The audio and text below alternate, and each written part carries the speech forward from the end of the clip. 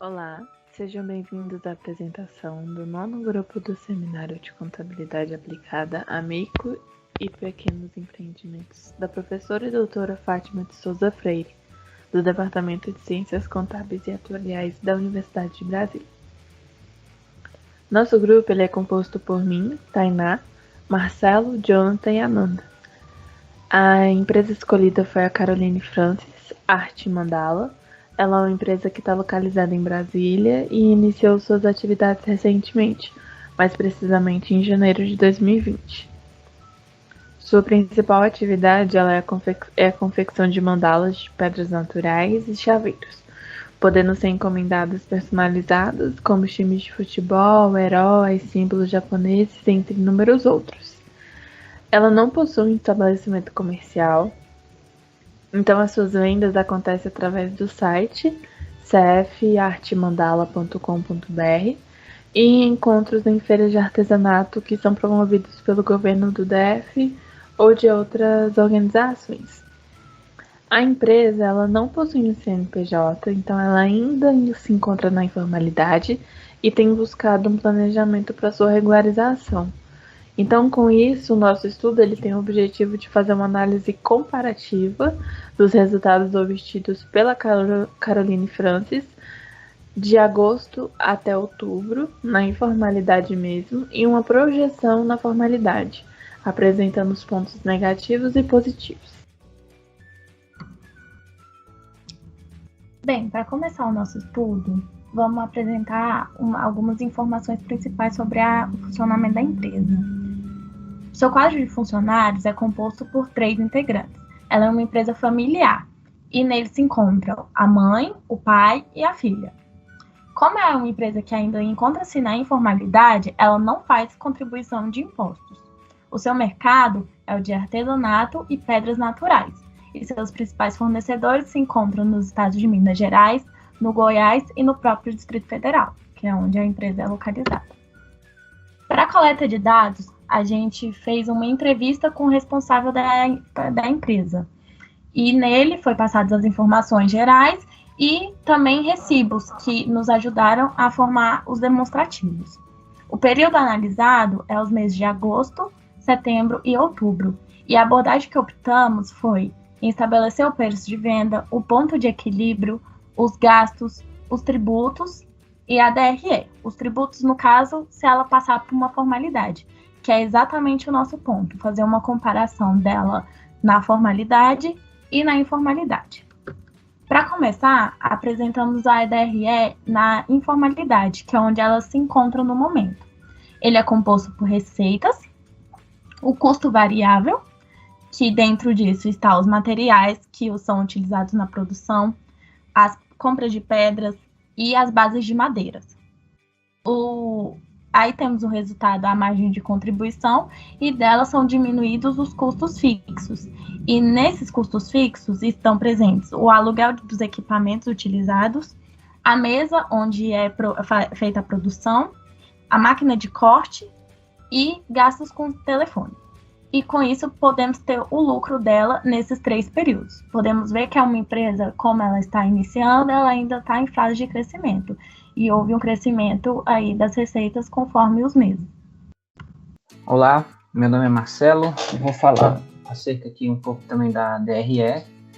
Bom, nessa DRE a gente fez uma análise vertical, considerando aqui a porcentagem 100% para as receitas, e em virtude disso foi calculado aqui, né, a proporcionalidade de margem de contribuição, custo fixo e do custo variável.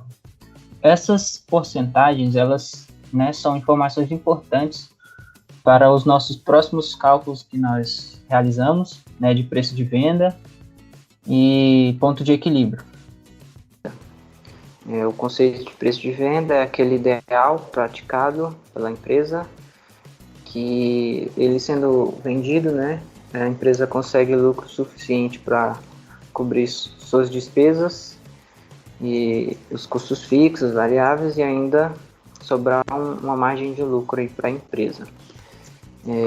No caso dessa aqui que a gente pesquisou, ela não tem despesa variável, então não precisa cobrir despesa variável, a gente considerou então apenas o custo fixo. O custo unitário, para a gente poder usar a fórmula ali. O custo unitário a gente encontrou dividindo o custo variável total, dividindo pelas unidades produzidas.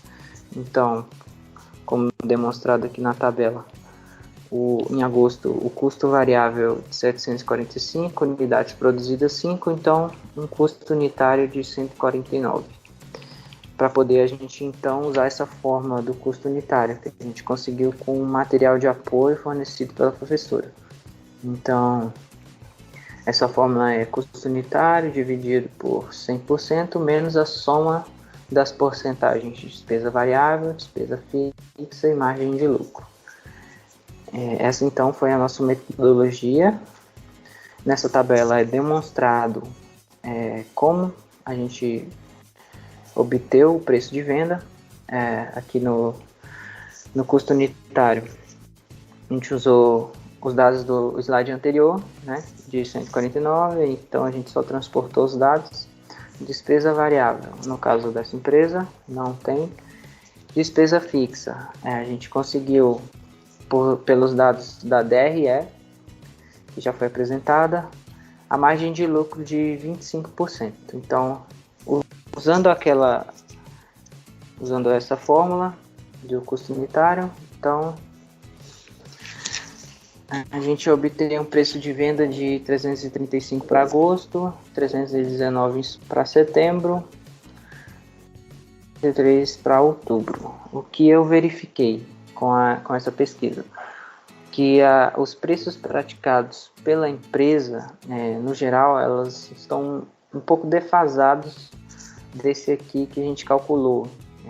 Em média, eu vi que a empresa vendia os produtos dela, né, os mais importantes, a 180, 200 reais, que é bem diferente desse que a gente conseguiu por esse cálculo. Então, uma sugestão que eu faria para a empresa seria aumentar, né, pelo menos para chegar um pouco perto, né, desses aqui, ou então diminuir a sua margem de lucro, que no caso a gente considerou 25%. Então, se a gente diminuir a margem de lucro, o preço de venda também vai diminuir. Então, e seria mais dentro da realidade da empresa, né? O ponto de equilíbrio, ele é o ponto, né, do valor das vendas necessários para cobrir os custos, mercadorias vendidas, despesas fixas e variáveis.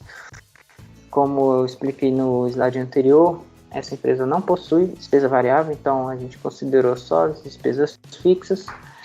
E falando um pouco sobre o ponto de equilíbrio, ele é um pouco parecido com o preço de venda, né? Só que o preço de venda é para um produto em si, enquanto o ponto de equilíbrio é mais para a empresa como um todo, o valor que ela tem que atingir, né, para poder cobrir os seus gastos.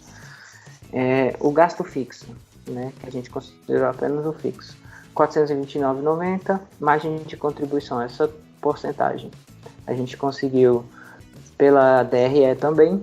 Fazendo essa divisão, temos um ponto de equilíbrio de 916 para agosto, 1.030 para setembro e 1.130 e alguns centavos ali para outubro. Percebe-se que durante esse período a empresa atingiu o ponto de equilíbrio. Se verificar lá na DRE, nos anos anteriores, a gente viu que ela realmente atingiu esse ponto de equilíbrio e até ultrapassou, né? Então, ela conseguiu pelo menos cobrir os seus gastos fixos aí com as vendas durante esse período. Estarei apresentando agora a demonstração de resultado do exercício da empresa estudada, caso ela optasse pela formalidade, ou seja, caso ela fosse transformada em microempreendedor individual. Bom, como pode ser verificado por meio dessa tabela, os únicos valores que seriam adicionados seriam os valores referentes a tributos que o microempreendedor individual deve pagar. Neste caso, a empresa teria que pagar a contribuição ao INSS de 5% sobre o salário mínimo, que atualmente sairia no montante de R$ 52,25, uma vez que o salário mínimo no ano de 2020 se encontra no valor de R$ 1.045. Além disso, a empresa também deverá pagar R$ 1 de ICMS uma vez que a empresa realiza a venda de mercadorias. Assim, como pode ser verificado por meio deste quadro que compara o lucro líquido recebido na informalidade e na formalidade, a única diferença que a empresa teria entre os dois valores seria justamente os valores de impostos devidos pelo microempreendedor individual. Como resultado de todo o trabalho realizado, verifica-se que a empresa, por ser relativamente nova e ter sido criada justamente em época de pandemia, não possui um bom fluxo de caixa para possibilitar a retirada de prolabores ou até mesmo o pagamento de funcionários caso seja necessário. Todavia, foi verificado também que em todos os meses apresentados, a empresa conseguiu alcançar e até mesmo ultrapassar seu ponto de equilíbrio, garantindo pelo menos o pagamento de seus custos e assim conseguindo uma pequena, mas existente, margem de lucros. Nossa recomendação para a empresa é que todo o lucro líquido obtido seja reinvestido na própria atividade, a fim de não desestabilizar o fluxo de caixa existente atualmente na empresa, uma vez que, como foi informado anteriormente, a retirada de prolabore ou até mesmo a criação de custos adicionais poderia comprometer este fluxo de caixa. Além disso, cumpre nos informar que é esperado que a empresa futuramente, quando consiga um maior faturamento com o fim da quarentena, ela possa adentrar na regularização, assim se transformando em microempreendedor individual e assim usufruir de alguns benefícios que o microempreendedor individual possui, como, por exemplo, a possibilidade de aposentadoria por tempo pelo INSS, a existência de auxílio-saúde e, além disso, a empresa poderá, caso seja necessário, contar com linhas de créditos especiais em bancos, uma vez que a mesma se encontra regularizada. Por fim, gostaríamos de apresentar algumas imagens da empresa, que, como anteriormente foi informado, a empresa ela realiza estandes dentro de eventos ou de feiras relacionadas com artesanato, justamente para atingir seu público-alvo, como pode ser verificado nessa imagem. Além disso, a empresa faz parcerias com outros tipos de artesanato justamente para atingir seu público-alvo e conseguir colocar seus produtos justamente com outros que seriam comprados. Novamente, temos uma imagem de um stand em uma feira de negócios. E aqui temos uma imagem, por exemplo, na feira da Torre de TV de Brasília, em que a empresa realiza, juntamente com outro comerciante, a venda de seus produtos, juntamente com produtos artesanato de modo geral. Bom, essa foi a nossa apresentação e esperamos que tenham gostado.